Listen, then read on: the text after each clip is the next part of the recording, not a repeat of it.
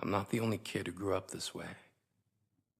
Surrounded by people who used to say that rhyme about sticks and stones. As if broken bones hurt more than the names we got called, and we got called them all. So we grew up believing no one would ever fall in love with us. That we'd be lonely forever. That we'd never meet someone to make us feel like the sun was something they built for us in their tool shed. So broken heartstrings bled the blues as we tried to empty ourselves so we would feel nothing. Don't tell me that hurts less than a broken bone. That an ingrown life is something surgeons can cut away. That there's no way for it to metastasize, it does. She was 8 years old. Our first day of grade 3 when she got called ugly. We both got moved to the back of class so we would stop getting bombarded by spitballs. But the school halls were a battleground where we found ourselves outnumbered day after wretched day. We used to stay inside for recess because outside was worse. Outside we'd have to rehearse running away or learn to stay still like statues, giving no clues that we were there in grade 5. They taped a sign to the front of her desk that read, "Beware of dog." To this day, despite a loving husband, she doesn't think she's beautiful because of a birthmark that takes up a little less than half her face. Kids used to say she looks like a wrong answer that someone tried to erase but couldn't quite get the job done.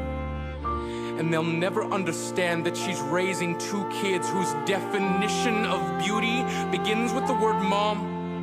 Because they see her heart before they see her skin. Because she's only ever always been amazing. He was a broken branch grafted onto a different family tree. Adopted.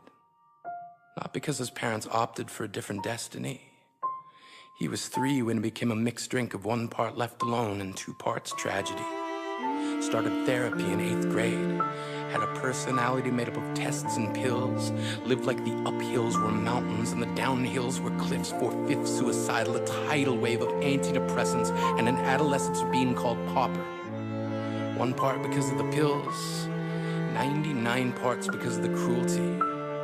He tried to kill himself in grade 10 when a kid who could still go home to mom and dad had the audacity to tell him, "Get over it." As if depression is something that can be remedied by any of the contents found in a first aid kit. To this day, he is a stick of TNT lit from both ends. Could describe to in detail the way the sky bends in the moments before it's about to fall. And despite an army of friends who all call him an inspiration, he remains a conversation piece between people who can't understand. Sometimes being drug-free has less to do with addiction and more to do with sanity. We weren't the only kids who grew up this way. To this day, kids are still being called names. The classics were "Hey Stupid," "Hey Spaz." Seems like every school has an arsenal of names getting updated every year. And if a kid breaks in a school and no one around chooses to hear, do they make a sound? Or they're just background noise from a soundtrack stuck on repeat when people say things like kids can be cruel? Every school was a big-top circus tent, and the pecking order went from acrobats to lion tamers, from clowns to carnies. All of these miles ahead of who we were freaks. Lobster claw boys and bearded ladies. Oddities juggling depression and loneliness, playing solitaire, spin the bottle, trying to kiss the wounded parts of ourselves and heal. But at night, while the others slept, we kept walking the tightrope. It was practice, and yes, some of us fell. But I want to tell them that all of this is just debris left over when we finally decide to smash all the things we thought we used to be. And if you can't see anything beautiful about yourself, get a better mirror. Look a little closer.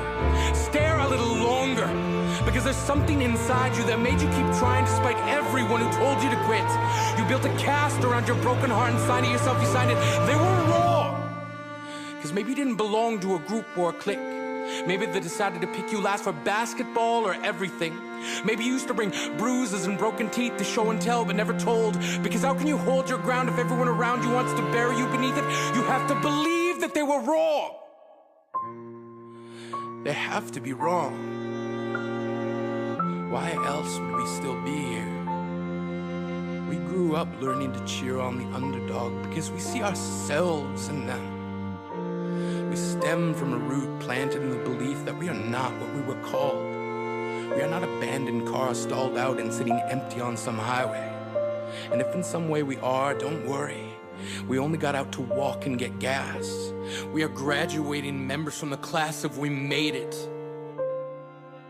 Not the faded echoes of voices crying out names will never hurt me.